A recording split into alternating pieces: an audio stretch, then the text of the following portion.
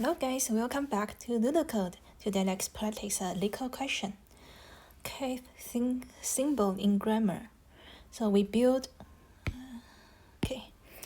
a table of n rows. So that is a one index rows, and we start by writing 0 in the first row, and now in every subsequent row, we look at the previous row and replace each occurrence of 0 with 0, 1, and each occurrence of 1 with 1, 0. So here is an example, and I will talk about this example next. Okay, and given two integers n and k, and return the kth symbol in the nth row of a table of n rows. So what does that mean? So now let's look at this example. So n equals to 3, so the first row is 0, and then the next row, this is the first row, and then the next row, when n equals to 2, we will replace this 0 with 0, 1. So here we have a 0 and then 1. And then for the third row, we'll replace this 0 with 0, 1, and replace this 1 as 1, 0. Okay, so now if the k equals to 2, that means we want to take the second element in the third row, in the last row. So here is the output, this one. And now let's take a look of the constraints. So the n is in the range of 1 and 30. Okay, it seems not like not a big number, but we considering this k. The k maybe goes to a super large number, 2 to the power of 30 minus 1. So that is a hint, like this table will be a super large table. So we can see that from here. So here we have just one element, right? And here we have 2. And this one we have 4, and then for the next we'll have 8. So every the number of the elements in each row will grow exponentially. If we want to use the iteratively going through the previous row and then building the current row, that will produce or deliver exponentially time complexity and space complexity solution. So this solution is not accepted in interview. So we have to find out a way that can escape the exponential solution. So we can see that for every element, like for this one, how we can decide its value. So it is totally depends on its previous row in this position, right? So it's decided by the number in 2 and 1. So it will not influenced by other numbers. Besides that, we can say that two elements in the same row are decided by the same element in the previous row. So this is look like a binary tree data structure. So let's draw this one as a binary tree. So for the binary tree, we have a parent. So the parent is 0, and then this parent have 2 children. So we have 0 and then 1, and for each node it also have 2 children. So we have 0 and 1, and this one we have 1 and 0. And besides that, let us mark its position. So here is the first row, second row, third row, fourth row, and here this is the column number. So this one is 1, and this one is 1, 2, So now let's say if we want to find out the number, the value in this position, let's say we want to find out this one. We know that the parent node is 0. Or we can say the root node is 0. And then we also know that this the position of this value is 4 and 3. So if we can have like using a tree traversal and then start from this one and then goes along all the ways to this one and goes to the one and goes to this position, and then we can decide what value we want to put in this position, right? So let me write down the path here. So we have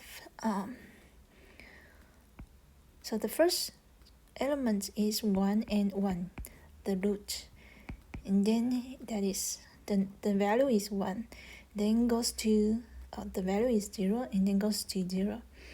So this one is 2 and 1, then goes to 1. So this is 3 and 2,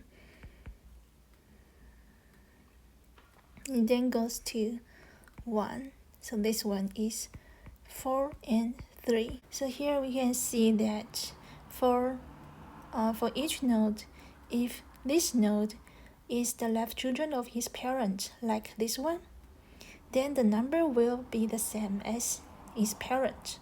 But if the node is the right children of the parent, then we will flip the number from 0 to 1. Like this one, we will flip it from 1 to 0. But this one, because that is the left children, that means we will keep the same number. So this one is 1 and this one is also the 1. So we know how we can decide the value in each position. Then next we want to know, so what is the left children and what is the right children by looking at their position. So for a position that is an even column, so like this one, 2 and 4 and 8 and 2 and 4, they are the right children of his parents, right? And for the odd column, like this one is 1, that is the left children of his parent. Like this one, the 5, it is a 5, so that is the left children of his parent. Is what we know is just this information.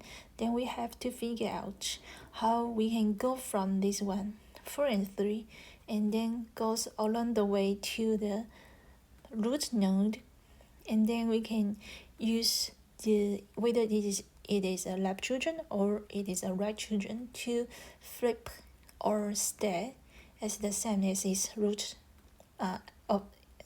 as its parent node, to decide what value we want to put along the path, and then next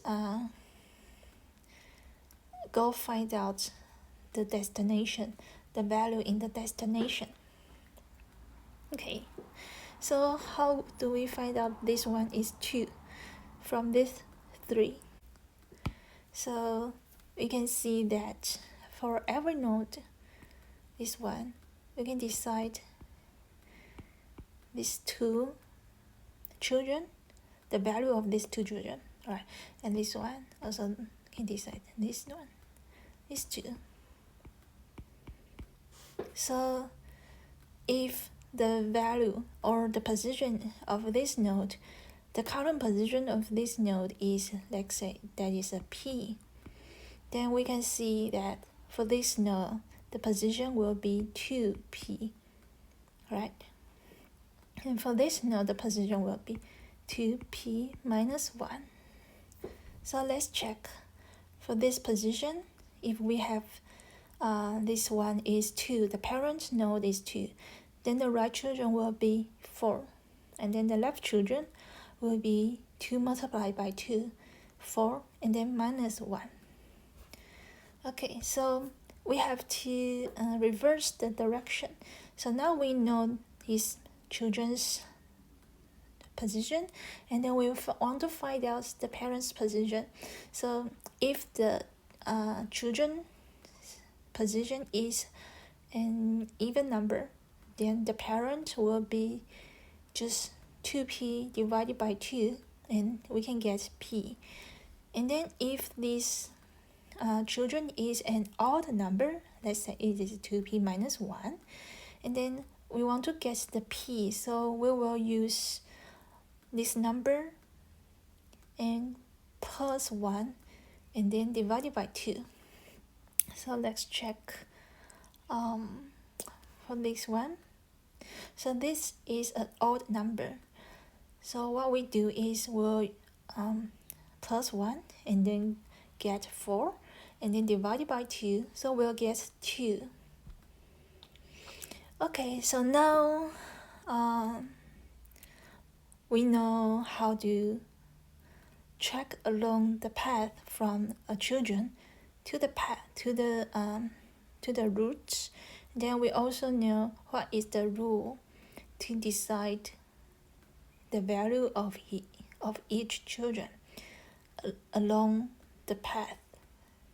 Then I think that is all of the concept of the solution. Okay, now let's start coding. So we will have a function. Let's call it recursion. And for this recursion, we'll have two variables, the position. So the first thing is the row. The next is the column. And it will return an integer that is either 0 or 1. Okay, so the best case is if we reach to the root node, so that means if the row is equals to 1, then we can just return 0. And then we have to check if the current node is the left children or the right children of the parent node. So we can check by using the modulo. So if the column modulo by 2, so this one is if this is the odd, or you can say so it is the left children. So if that is the left children, then what is the row number of the parent? So that is our W, row minus 1. And then how about the column? So for the left children, the column is the current node plus 1 and divided by 2. Okay.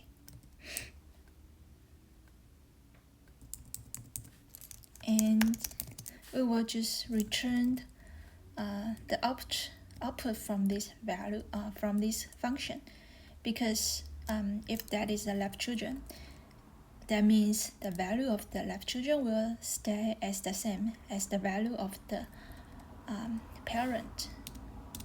But if this one, so that means that is the right children, so that we have to flip the number. So we'll use 1 minus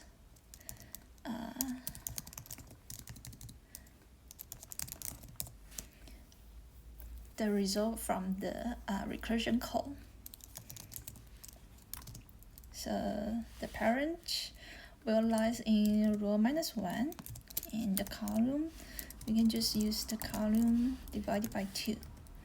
So here, if the recursion is the output of the recursion call is 0, then we'll 1 minus 0 is 1, so we flip the number from 0 to 1.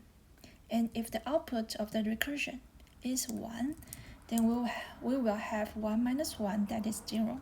So we flip that from 1 to 0. Okay. So yeah, so that is the code. And then we can call this function.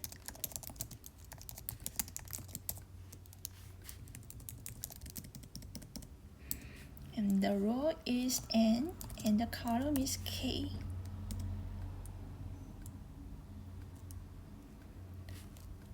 Okay, now let's. Okay, it passed. Thanks for watching. If you like my video, please leave a like or subscribe to my channel. See you next time. Bye bye.